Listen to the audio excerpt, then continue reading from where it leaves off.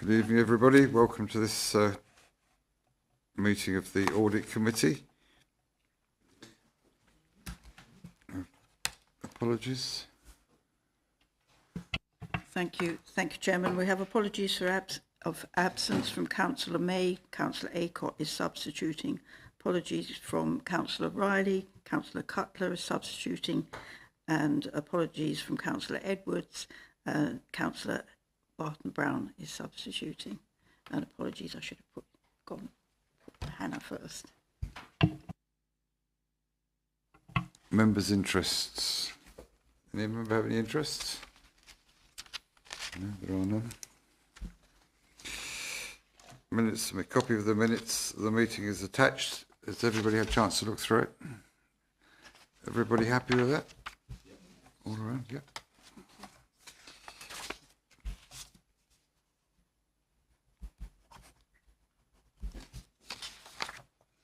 Do I need to take that?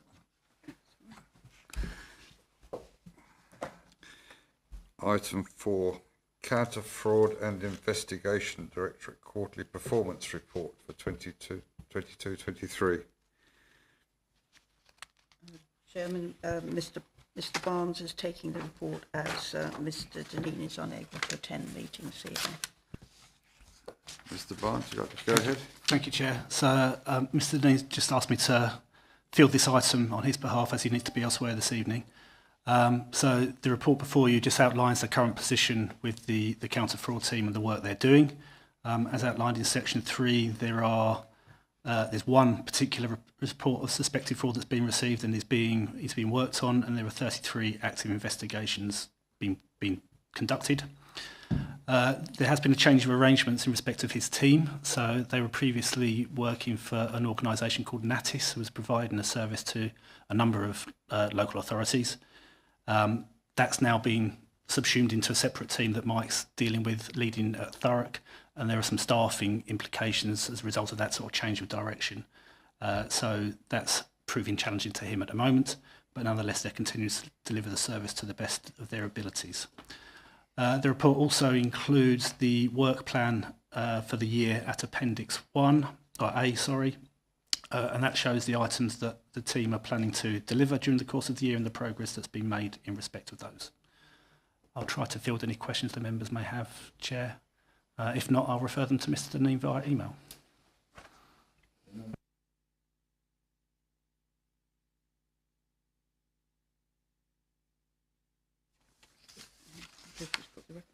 So the recommendations are that the Audit Committee notes the performance of the Counter Fraud and Investigation team to date, and the Audit Committee notes the progress of the proactive work plan for 22-23. Agreed?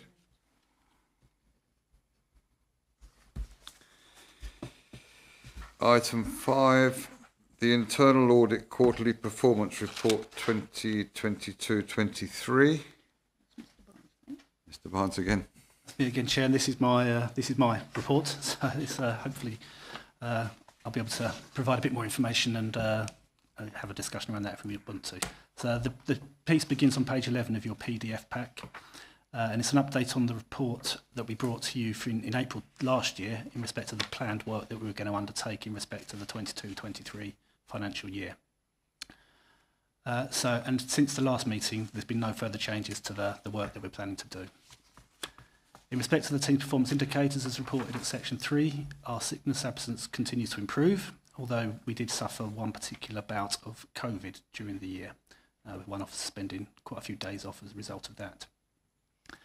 Nonetheless, delivery of the plan is progressing, and although we would prefer to have more work fully completed, most of the work that is yet to be completed is well in progress, and as you can see, most of the items in the plan are at reporting stage, which is the work is fundamentally complete. We just need to agree things with other officers.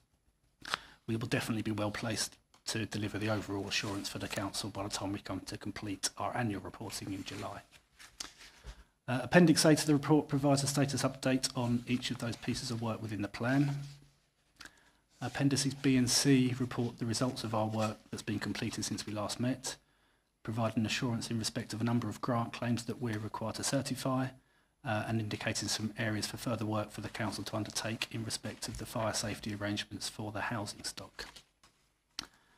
In respect of the team itself, on a positive note, we've recently managed to appoint a new auditor to the team who will be arriving in February. Disappointingly though, although we made an offer to a candidate for the auditor manager role that was accepted by that person, they changed their minds 2 days later and withdrew from the process, which was really frustrating. Subsequent to this, a further interview was arranged for a different candidate to take place earlier this month, but that candidate withdrew the day before the interview. So we're really feeling quite stymied at the moment. Recruitment is proving particularly difficult for all audit teams, as is highlighted by the CIPFA paper that's been shared with the committee. This is causing resourcing challenges at the moment and into the foreseeable future that may impact on the audit work that can be undertaken in future periods, but I'm doing my best to mitigate that with different ways of resourcing and finding people to do different bits of work. We are examining different options, including a cohort of shared apprentices that could potentially be overseen by a group called the Cross Council Assurance Service, and that could provide a good opportunity to grow our own in a well-supported way to enhance their development and to begin to reboost the team in terms of its numbers. That's all I wanted to say, Chair, but happy to take any questions members may have. Thank you. Anybody have any questions? We have one here, Councillor. Just a very quick one. There's a large amount of the reports which are in draft at this moment. Do you have any sort of ETA as to when they should be ready, when they'll be done? So they are in different stages of the process. So there's a draft stage when the auditor finishes their work and drafts the report. It comes to me, then I review it, and then it goes out to the services. Once we're happy with it, it goes to the services, and they might have some comments on it as well. So those are all in train at different stages of that process. So by the next meeting, we should definitely have some more reports coming through, and then by the July meeting, when we bring it all together for the year, all of those that are currently at draft will be completed.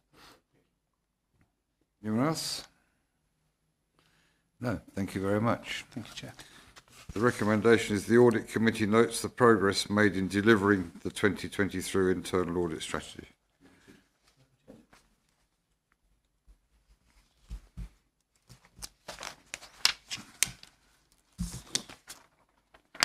Item number 6, monitoring the report of the Council's governance arrangements prepared by the Strategy, Policy and Performance Manager. That's Mr. Brooke. Mr. Brooke. Thank you, Chair. So the purpose of this report is to present an update to the committee on the governance arrangements as presented in the annual governance statement, which is usually considered in July of each year. And also to report on the progress against the action plan to address any governance issues that were identified in that annual governance statement. I should flag that ordinarily this report, so it comes to Audit Committee twice a year. Ordinarily that would be once in the autumn time and then again in the spring with the annual governance statement in the summer. Obviously with the meeting having been cancelled in the autumn time, the report is coming to this particular Audit Committee, and there'll be a further update report coming to the committee at the meeting that you have in spring as well. So just to flag that, so it's a little bit later than it would normally come.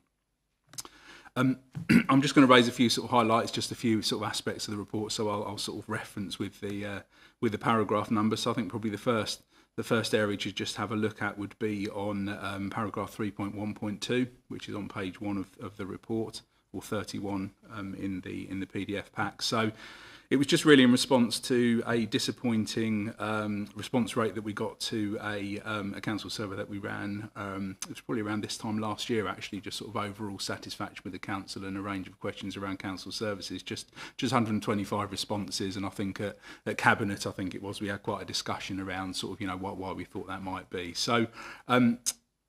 Related to that, not just because of that, there has been some further work going on, and will continue to go on in 2023 with more of a focus on consultation and engagement, and that will be starting with some focus groups in early spring. But we've also got a range of engagement activities or opportunities planned as part of the development of the new Castle Point plan as well. So really just to sort of flag that despite that sort of disappointment, we are looking to raise our game in this particular area and hear more from what the residents have to say about the council and about the borough. Moving on to 3.2.1, this is to do with business planning and strategy, including partnerships. So just really to flag, because it was identified as an area in the annual governance statement around the service planning process, and it was a little bit more difficult than usual to get a complete set of service plans out of services across the council. So just to let committee know that the service planning template has now been revised, as I said it would be, for this particular year, hopefully making it a little bit more simple and a bit clearer for people, and that's now with service managers for completion by the end of February for their first drafts. And these are obviously service plans for the 23-24 financial year, so they'll need to be in place by April of 2023. Also within this section 3.2.3, it's just really to flag in terms of, again, an issue that was raised in the annual governance statement around the effectiveness of key partnerships. So the council's involved, as you'll all be aware, in a number of partnerships, and an audit report previously has just flagged that it will be better to get better oversight from councillors in terms of reporting on the impact of those partnerships. So there have been some reports coming into cabinet typically, but I think really a piece of work that needs to be done in this area is just working, I think, principally with the policy and scrutiny committees, and just mapping out those partnerships and bringing in work to some of those. I mean, for example, recently we brought a paper into the Wellbeing Policy and Scrutiny Committee on the work of the South East Essex Alliance, which is a health partnership which operates in this area. So more examples of that type, really making sure that councillors are aware of the impact and the work of those that's going on in those partnerships. So just wanted to flag that because it was an area that was raised in the annual governance statement last year. On the finance section, just something to note on 3.3.8. So from 2023-24, Cabinet agreed that they'll receive the financial update reports on a quarterly rather than a bi-monthly basis, bringing the council in line with the practices of many other councils. Just for information, really, and interest, to just flag that this evening. Scrolling down the next few pages, there's nothing I really wanted to flag on any of those. And then I think really just to say, if you go down to it'll be from page 9, so page 39 in the pack. It's just to say that that's Appendix 1 there, and that's the action plan to address the governance issues that were identified in the annual governance statement. I've picked up a couple of those, but I'm not going to read through sort of line by line, but just to really flag your attention that there's some further information in there for your information and interest. And that's really all I wanted to say. So there is a recommendation on this report, but happy to take any questions. Thank you. The recommendations for the Audit Committee to note the assurance provided by this report about the operation of the Council's governance framework as presented in the annual governance statement.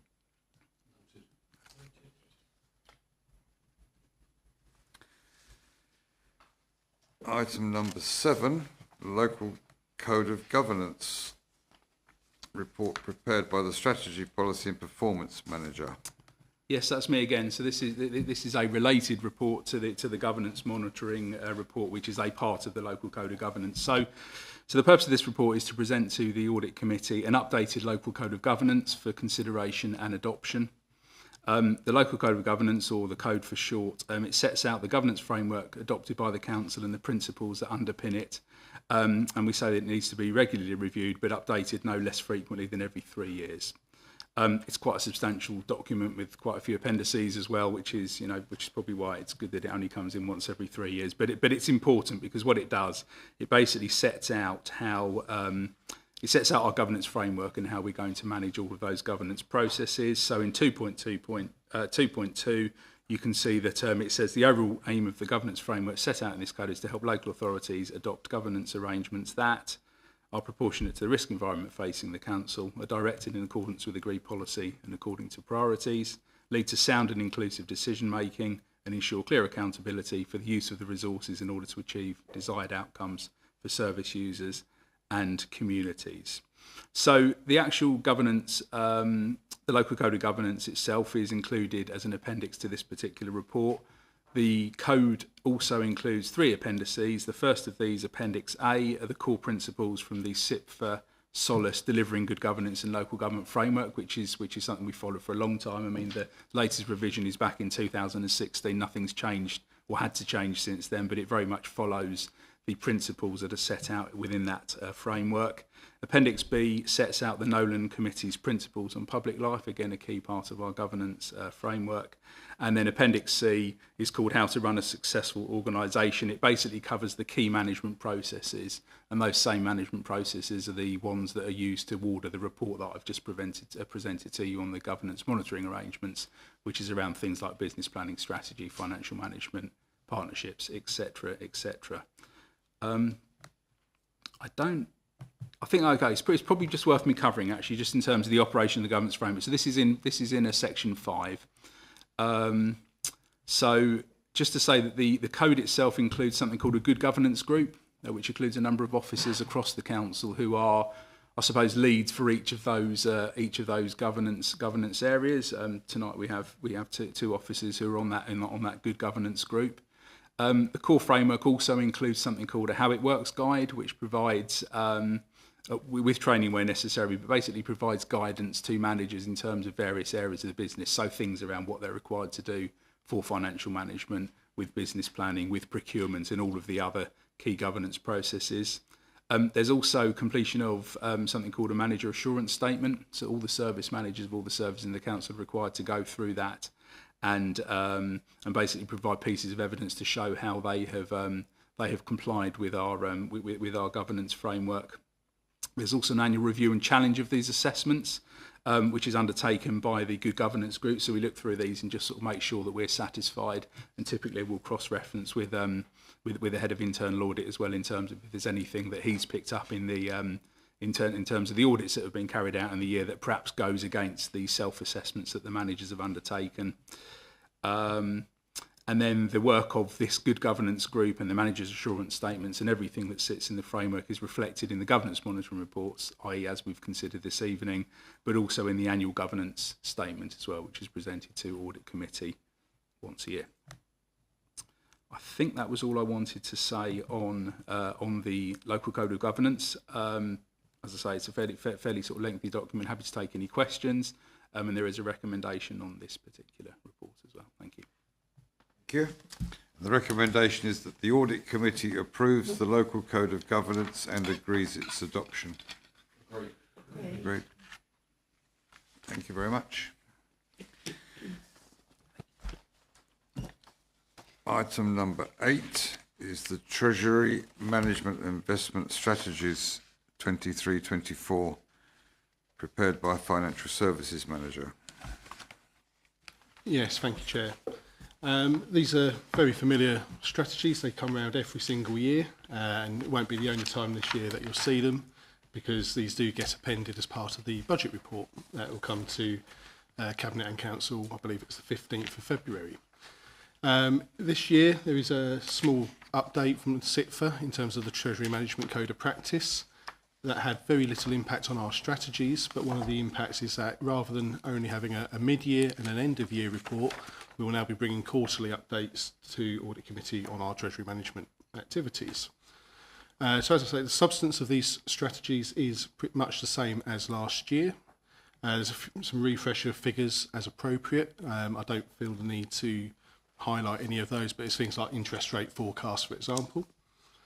One thing I did want to highlight is just within the Treasury Management strategy, it talks about our borrowing. I just wanted to pull out that we have, over the last year, actually made an early repayment of some of our public work loan debt.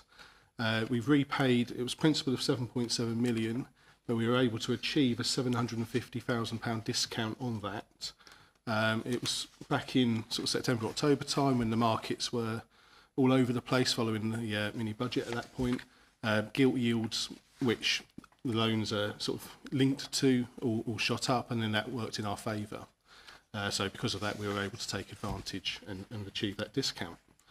And that has delivered quite a significant saving for the council in the region of about £3.4 million over the next 30 years, I think it was.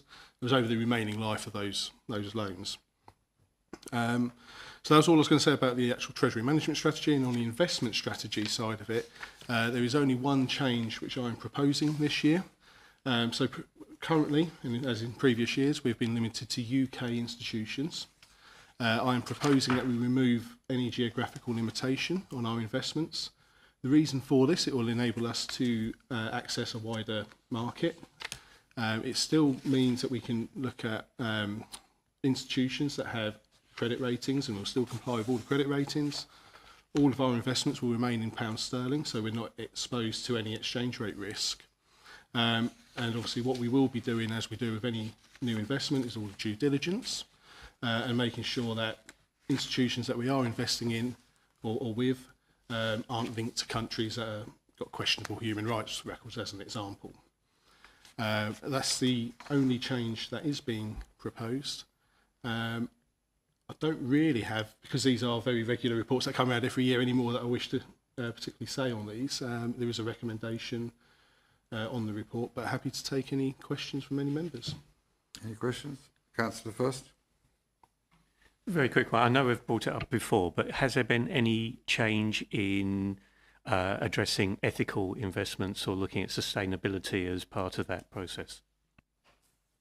There's nothing specifically. What we have done, I'm going to say it was during early part of last year, is one of our investments. It was with Standard Chartered, a term deposit. It was with one of the ethical investment funds. That was more based on security and yield as opposed to the ethical side of it. But you know, we had the choice; we could do either, so we obviously took the ethical option. There's no other specific criteria that we look at in that respect, because our priorities are always the security of the investment, our liquidity, and making sure that we've got the funds available at the times we need them, and then finally the yield that we can achieve. That remains; those three priorities remain. Just as a final comment, I just want to congratulate you on what you've managed to achieve in what are very difficult times at this moment. Thank you. Councillor. Thank you very much, Chair. Slightly light-heartedly, we're not going to look at investing in any Icelandic banks, are we? No. Anyone else? No. Okay, so the recommendation for this item is that following scrutiny, the Treasury management and investment strategies for 2023-24 are approved for onward submission to Council on the 15th of February 2023 as part of the overall policy framework and budget setting report. Agreed. That's it. That, ladies and gentlemen, is the end of the meeting. Thank you for attending.